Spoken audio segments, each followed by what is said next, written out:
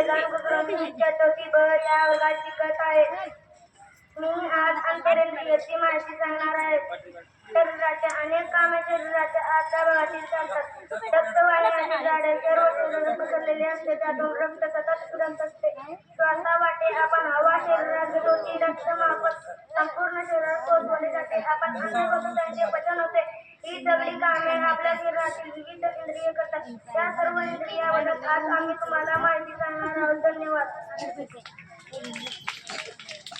तर विद्यार्थी मित्रांनो, आपल्या समोर आता येणार आहे पहा, ते तुम्हाला प्राणनलिका म्हणजे काय याची माहिती सांगणार. नमस्कार मित्रांनो, माझे नाव शेख खान मुस्तफा. आज मी तुम्हाला प्राणनलिकेबद्दल थोडीशी माहिती सांगणार आहे. तोंडातील गाठ चित्रापर्यंत पोहोचवण्यासाठी वक्षपोकळीत एक नळी असते. त्या नळीला प्राणनलिका किंवा ग्रासिका म्हणतात. आपण अन्न खाण्यासाठी तोंडाचा वापर करतो. जिभेमुळे आपल्याला अन्नाची चव कळते. दातांनी आपण अन्न चावतो. चावता चावता त्यात लाळ मिसळतो. लाळ मिसळल्यामुळे आपल्याला अन्न सहजपणे गिळता येते. धन्यवाद. तर विद्यार्थी मित्रांनो, आता आपल्या समोर वैभवी ज्ञानेंद्रिय म्हणजे काय याची माहिती सांगणार आहे. नमस्कार मित्रांनो, माझे नाव वैभवी नारायण. मी इयत्ता चौथी ब या वर्गात शिकते. आज मी तुम्हाला ज्ञानेंद्रियबद्दल माहिती सांगणार आहे.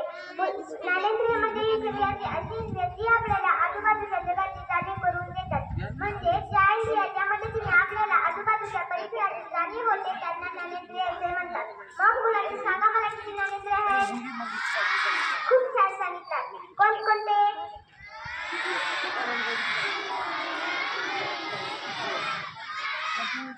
छान, ही आपली ज्ञानेंद्रिय आहे. धन्यवाद.